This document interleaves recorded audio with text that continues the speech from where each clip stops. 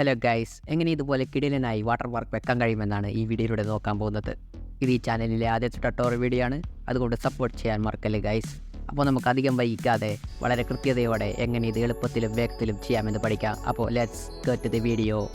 അതിനായി ആദ്യം നമുക്കൊരു ഗ്രീൻ സ്ക്രീൻ വേണം. അതിനായി ക്രോമിൽ പോയി ഗ്രീൻ സ്ക്രീൻ ഡൗൺലോഡ് ചെയ്യുക. അതിനുശേഷം ക്യാപ്കട്ടിൽ അപ്ലോഡ് ചെയ്യുക. അതിനുശേഷം നമ്മുടെ ചാനലിൻ്റെ പേര് ടൈപ്പ് ചെയ്യുക.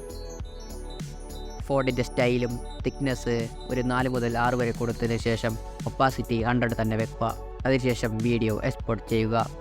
എക്സ്പോർട്ട് ചെയ്തതിന് ശേഷം നമുക്ക് ഇൻസ്റ്റഗ്രാമിലോ എവിടെയെങ്കിലും പോസ്റ്റ് ചെയ്യേണ്ട വീഡിയോയും ഈ ഗ്രീൻ സ്ക്രീൻ വീഡിയോയും ഒന്നിച്ച് അപ്ലോഡ് ചെയ്യുക.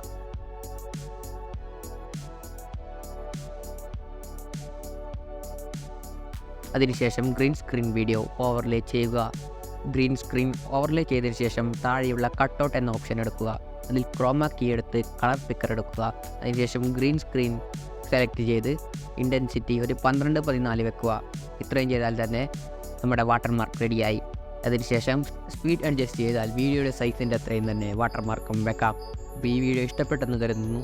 ഇതുപോലുള്ള കിടിലൻ വീഡിയോയുമായി അടുത്തു തന്നെ വരാം. അപ്പോൾ പീസ് ഔട്ട് ഗൈസ്.